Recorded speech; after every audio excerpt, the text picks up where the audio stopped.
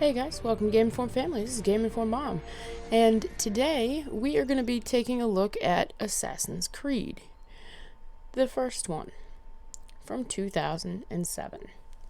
Yes, we're going to talk about a 13-year-old game today. Don't judge. So, before we start, I do have to say that playing a 13-year-old game in a long-running franchise that I've played every single main entry of and not comparing it to the other ones is crazy hard. So I've done my absolute best, unless otherwise noted, to look at this game with fresh eyes that don't have the experience of playing the other entries in the franchise. Very hard. Also, just FYI, there will be some story spoilers ahead, but after 13 years, how do you not know what happened in the first Assassin's Creed game?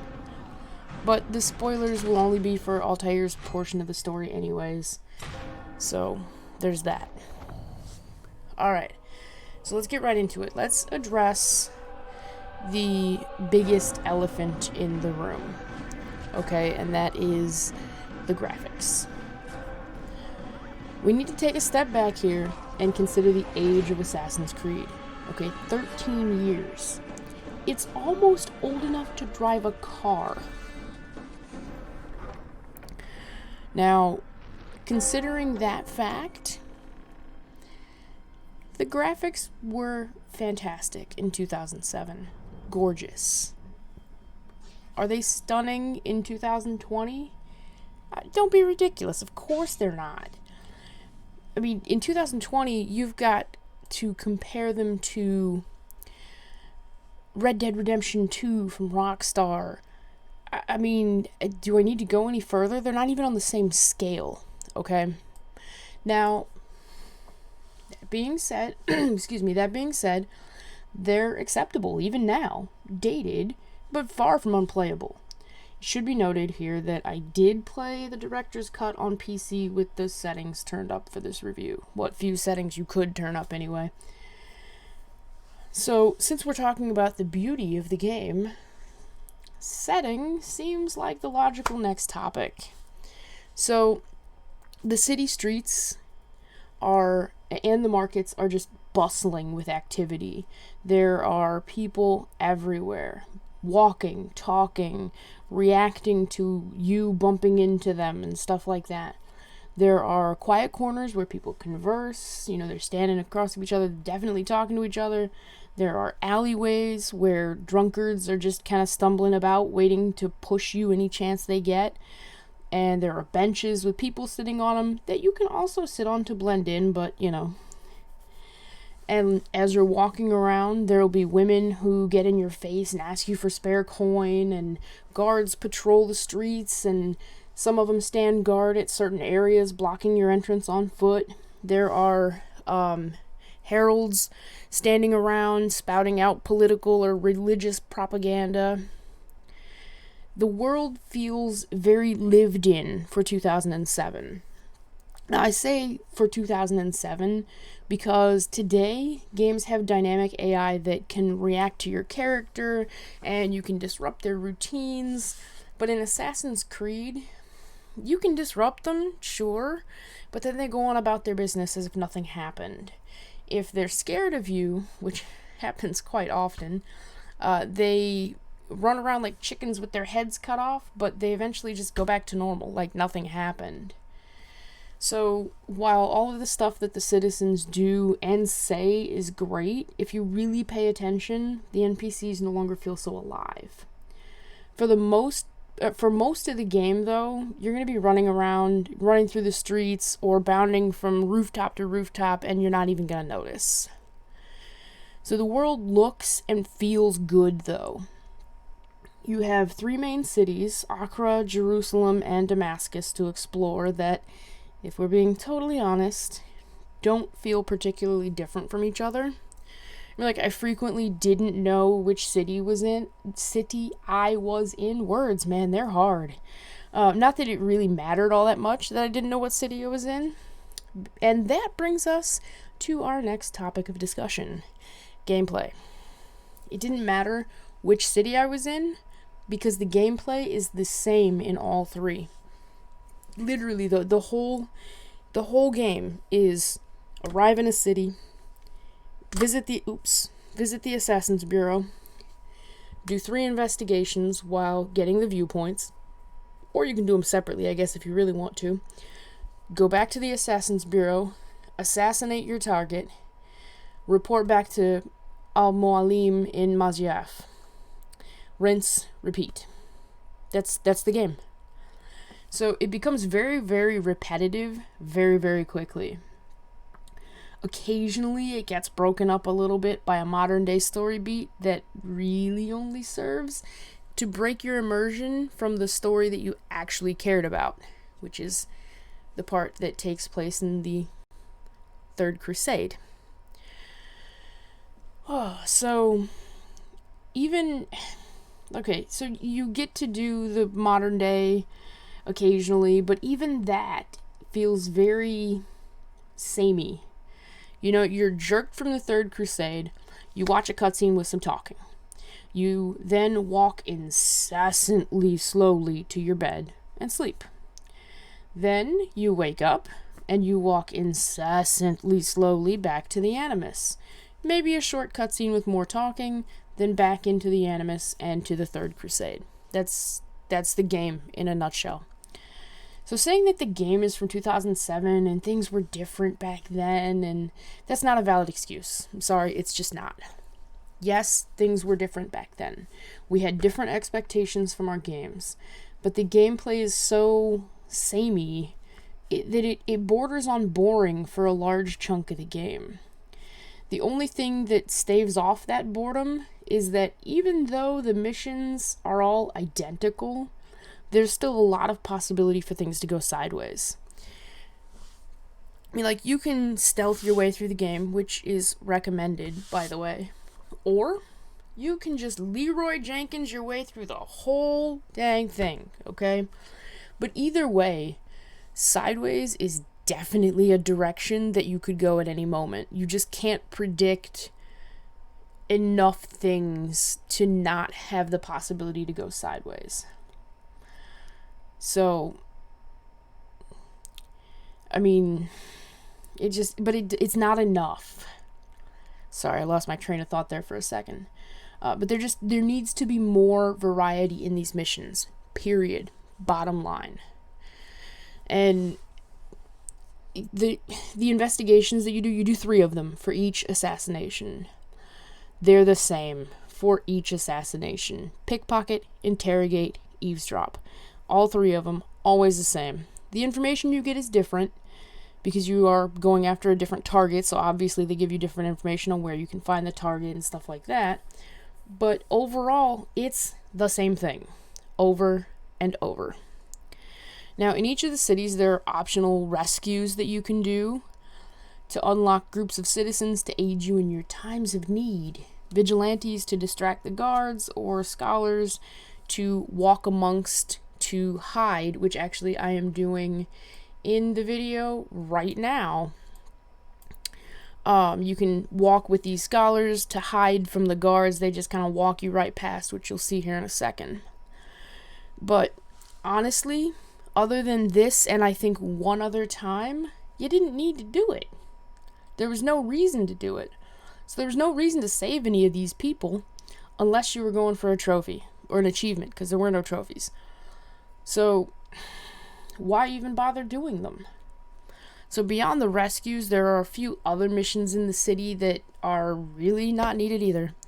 There's a race, and there's one that you kill a handful of targets, and I don't even remember what the third one was. But they're all pointless, unless you're going for the achievements. There are several dozen Templars scattered about the cities in the open world that can be killed for an achievement. If you are particularly sadistic, there are 420 flags scattered about Masyaf, Acre, Damascus, Jerusalem, and the Kingdom. 420. Let that sink in for a second here. Okay, do I need to say it again? 420. Did that sink in all the way? So if you're on Xbox 360, killing all 60 of the Templars around the world will net you a whopping 40G. I don't really know if that's good. I don't play Xbox enough. I think that's pretty decent. I think that's equivalent to maybe a gold on PlayStation, possibly. Getting all 420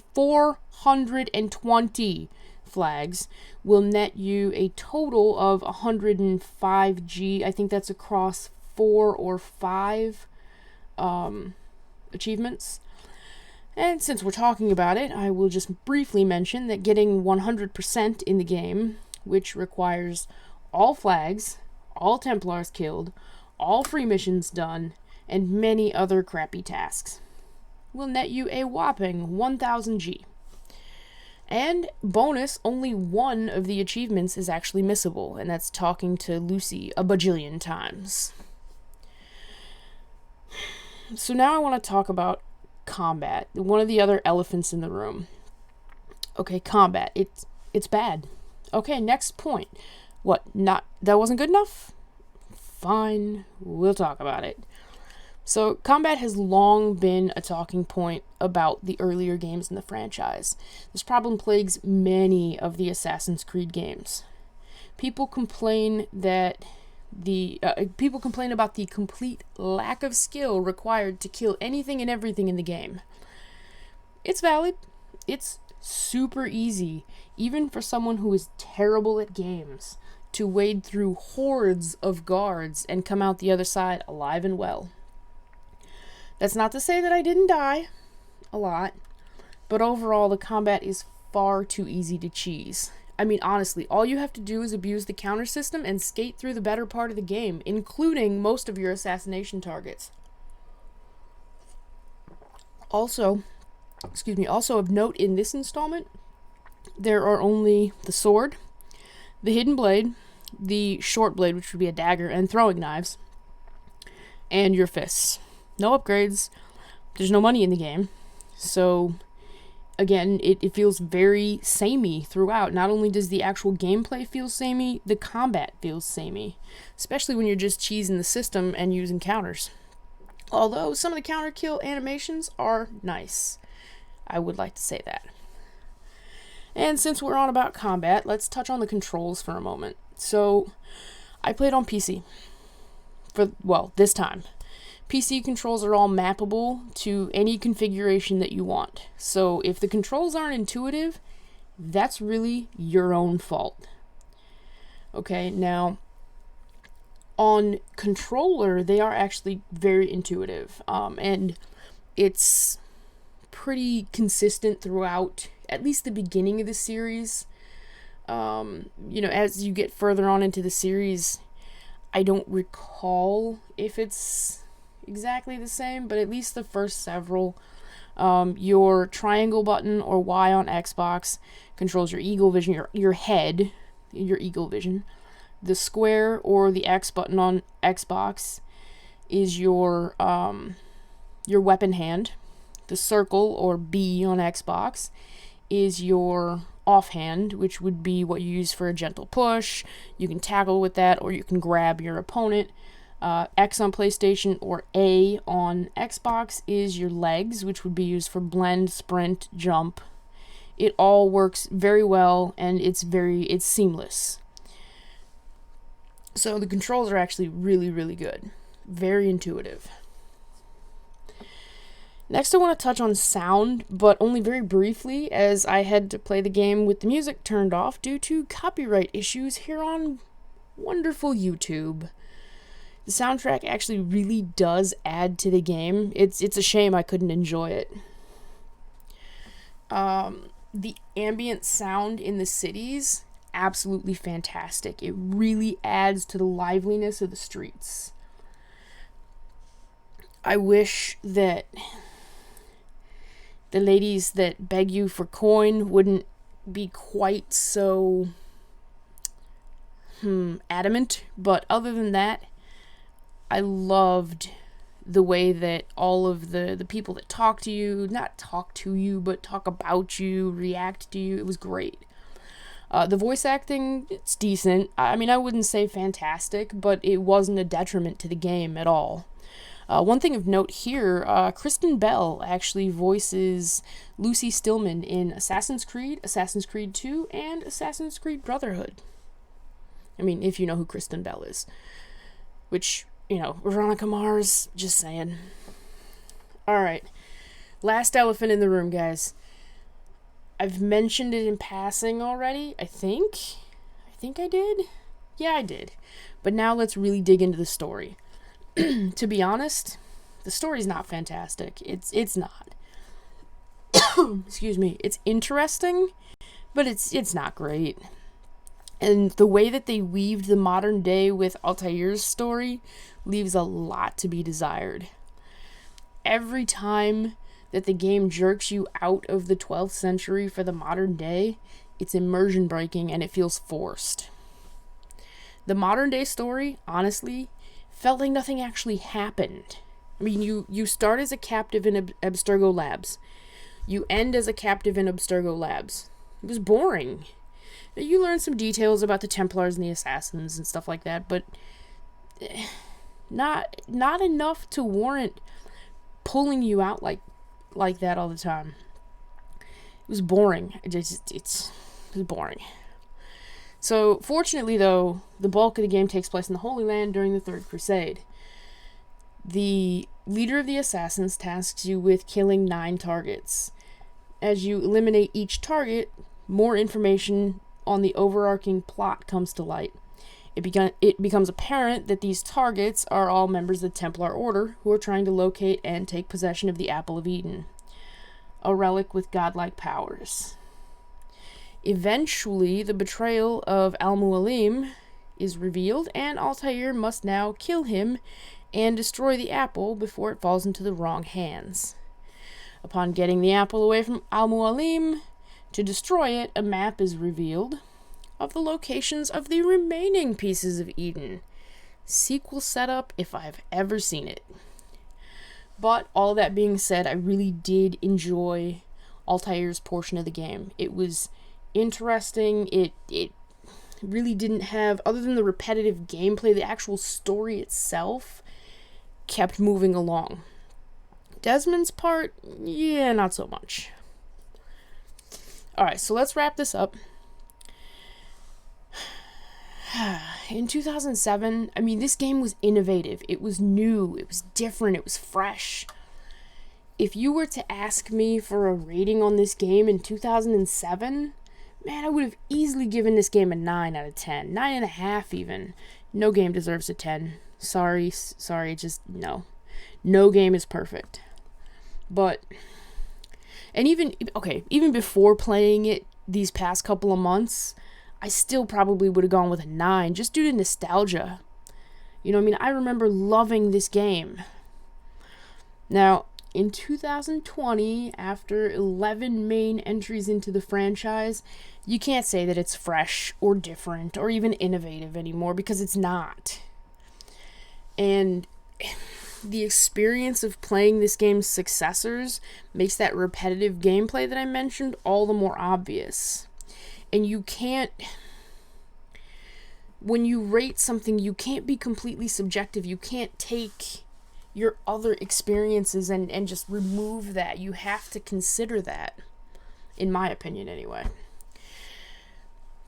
But honestly, without this game, the gaming landscape would be a very different place right now. Assassin's Creed is an important game in the genre.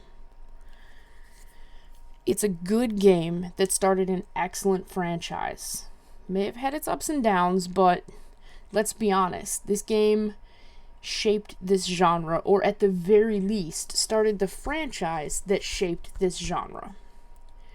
Now, I wouldn't go so far as to say that I recommend playing this game in 2020 on a PlayStation 3, Xbox 360, or even PC, unless they release a remaster. Honestly, it almost kind of feels wrong to put a number score on a 13-year-old game that in such a hugely still popular franchise. We're going to do it anyways, but it feels a little dirty. So here we go. Due to the fact that the game hasn't aged terribly well. The fact that its successors did it better, and that once you've made it through the game, the repetitive gameplay will likely keep you from wanting to do it again anytime soon, I'm gonna go with a 7 out of 10. So, was I too generous? Do you think my own nostalgia affected the rating? Do you disagree with some of the points I made? I'd love to hear your thoughts. Let me know what you think in the comments down below. And if you enjoyed the video, make sure you hit the like button. I am going to be playing and then reviewing each game in the Assassin's Creed franchise, all the way up to and including Valhalla, in order of release. So if you'd like to know when the next series or the next review goes live, make sure you hit the subscribe button so that maybe YouTube might tell you about it. I don't know, it's kind of wonky, but you know, it's worth a shot, right? But anyway, thank you so much for watching the video. I hope you enjoyed it. I hope you have a great day, and hopefully we see you in the next review.